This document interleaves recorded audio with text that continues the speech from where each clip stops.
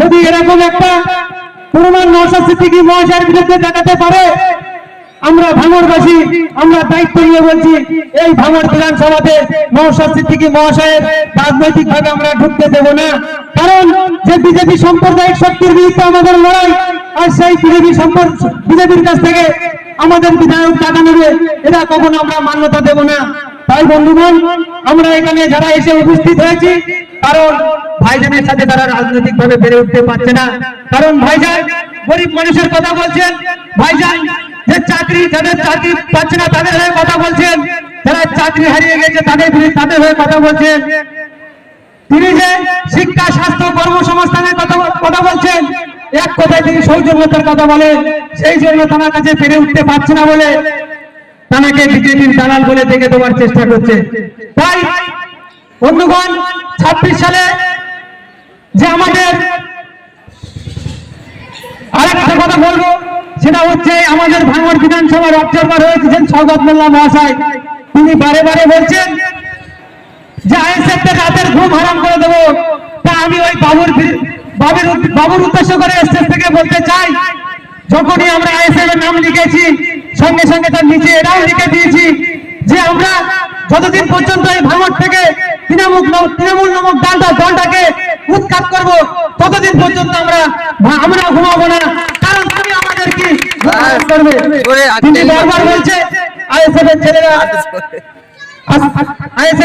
4 বছর নাকি অনেক মাথা ফাটিয়েছে, অনেক জমি দখল করেছে, অনেক রক্ত ঝরিয়েছে, তিনি বারবার বলছে। তাই আমরা শওকত মোল্লার উদ্দেশ্য করে বলতে চাই যে আইএসএফ এর ছেলেরা কারো মাথা ফাটাবে, কারো রক্ত ঝরাবে, তাই নিয়ে আইএসএফ দল গঠন হয়নি। কারণ আইএসএফ দলের যিনি সর্বসারী নেতা তথা আইএসএফ এর চেয়ারম্যান, বর্তমান ভাঙড় বিধানসভার বিধায়ক, তিনি সবসময় সৌজন্যতার কথা বলেন, তিনি শিক্ষা, স্বাস্থ্য, কর্মসংস্থানের কথা বলেন। যারা দিনের পর দিন, মাসের পর মাস, বছরের পর বছর যারা কলকাতার রাজপথে চাকরির জন্য হাহাকার করছেন, তাদের হয়ে কথা বলছেন। তিনি একবার দুর্গাপুরে ছুটে যাচ্ছেন, একবার তমান্নার বাড়ি ছুটে যাচ্ছেন, একবার রাজ্যের বিভিন্ন প্রান্তে তিনি যে বিপদে পড়ছে তার পাশে গিয়ে দাঁড়াচ্ছে। ওদের তানার দলের ছেলেরা কখনো কারো মাথা ফাটাবে, কারো রক্ত ঝরাবে, এটা কখনো মান্যতা দেওয়া যায় না। তুমি কত বড় কুখ্যাত মানুষ, আমরা ভুলে যাইনি সেই 2021 নির্বাচনের কথা। 2021 নির্বাচনের পর তুমি ওই ক্যানিং পূর্বে একের পর এক ঘর তুমি বুলডোজার দিয়ে ভেঙেছো, একের পর এক ঘর তোমার গুন্ডা বাহিনী দিয়ে তুমি লুটপাট করিয়েছো। তোমার গুন্ডা বাহিনীর এত লুটপাটের স্পিরিট ছিল, 2021 সালে যখন বিধানসভা নির্বাচন হয়, তখন সময়টা ছিল রোজার সময়। ছোট একটা পত্র রেখে যায়নি যে এক পত্র পানি নিয়ে রোজাদার ইফতার করবে। অতএব ভূতের মুখে রাম নাম, এটা কখনো মানায় না। কারণ তুমি কত বড় কুখ্যাত মানুষ, বিধানসভার মধ্যে তোমারই মাননীয়া তোমার যোগ্য জবাব দিয়েছিল। তুমি জীবনতলাতে একটা বাস টার্মিনালের দাবি করেছিলে, সঙ্গে সঙ্গে মাননীয় বলেছিল তুই শুধু বোমবাজি আর মারপিট করিস, সেখানে বাস টার্মিনাল নিয়ে কি করবি?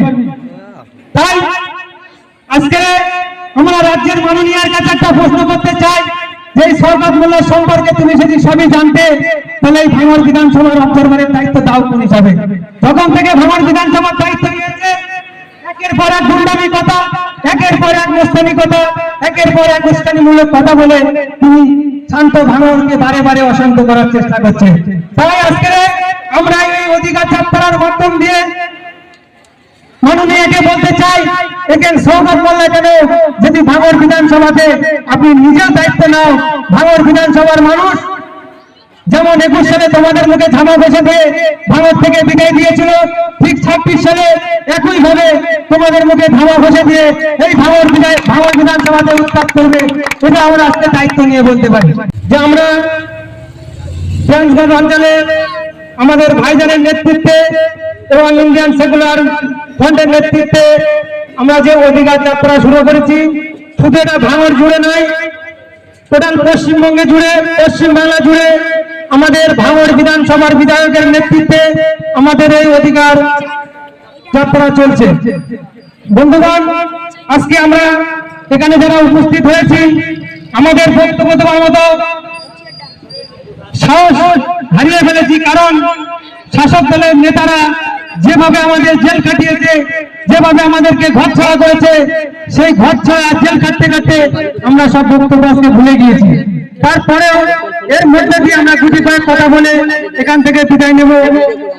আজকের যে আমাদের এক গুচ্ছ দাবি নিয়ে যে অধিকার যাত্রা শুরু করেছে আমাদের বিধায়ক নওশাদ সিদ্দিকী মহাশয়, তার ভিতর থেকে প্রথমে যে 26,000 চাকরি বাতিল হয়েছে এই রাজ্য সরকারের দুর্নীতির কারণে। 26,000 চাকরি বাতিল হয়েছে এই রাজ্য সরকারের দুর্নীতির কারণে। তারপরে যে আমাদের ওয়াকফ বিল যে প্রত্যাহারের দাবিতে অধিকার যাত্রা, যে আমাদের তিলোত্তমা বোনটাকে যেভাবে এই রাজ্য সরকারের আমলে আর্জি করে যেভাবে নির্যাতন দিয়ে তাকে হত্যা করেছে, তাকে মার্ডার করেছে, তার প্রতিবাদে আজকে আমার এই অধিকার যাত্রা তারা যেন যেভাবে যাতে ন্যায় বিচার পায়, সেই জন্য আমাদের অধিকার যাত্রা। কিছুদিন আগে একটা উপনির্বাচন হয়েছিল, সেই উপনির্বাচনকে লক্ষ্য করে যেখানে পশ্চিমবঙ্গে জুড়ে এই তৃণমূল সরকারের এমএলএরা আছে, একটা সেখানে উপনির্বাচন হয়েছিল, সেই উপনির্বাচনে তৃণমূল সরকার সেখানে জয়ী হয়েছিল। হবার সাথে সাথে একটা নিষ্পাপ বাচ্চা 8 বছর বয়স তামান্না খাতুনকে যেভাবে শাসক দলের গুন্ডারা তাকে সকেট বোম মেরে তার মায়ের সামনে যেভাবে হত্যা করেছে, সেই ন্যায় বিচার পাওয়ার লক্ষ্যে আজকে আমাদের এই অধিকার যাত্রা। 100 দিনের কাজের টাকা পূর্ণবহাল চালুর দাবিতে আমাদের এই অধিকার যাত্রা।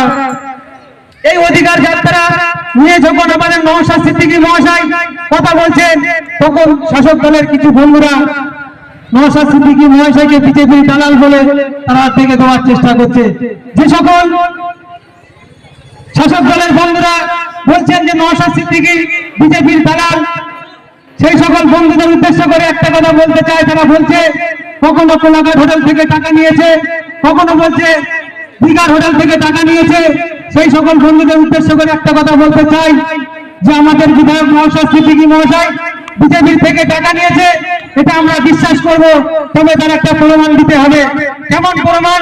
যে 2012-13 সালে যে রাজ্য সরকারের আমলে যে নারদা সারদার টাকা লুট হয়েছিল এবং সেই টাকার ভাগ এই রাজ্য সরকারের একাধিক এমপি এমএলএদের আমরা সোশ্যাল মিডিয়ার মাধ্যমে নিতে দেখেছি। শুধু তাই নয়, এই রাজ্য সরকারের যিনি এখন মুখপাত্র কুণাল ঘোষ মহাশয়, এই নারদা সারদার টাকা চুরি পায় তাকে যখন এই রাজ্য সরকারের পুলিশ টানতে টানতে পিছন ফেলে তোলে, কুণাল ঘোষ মহাশয় বলেছিল কি? সকলে আমরা জানি তিনি বলেছিলেন যে নারদা সারদার টাকার যদি সব থেকে কেউ বেনিফিশিয়ারি হয়ে থাকে তার নাম মাননীয়া। এটা আমরা বলছি না, এটা ইন্ডিয়ান সেকুলার ফ্রন্ট বলছে না, এটা আইএসএফ বলছে না, এটা কুণাল ঘোষ মহাশয় বলেছিল। তাই বন্ধুগণ,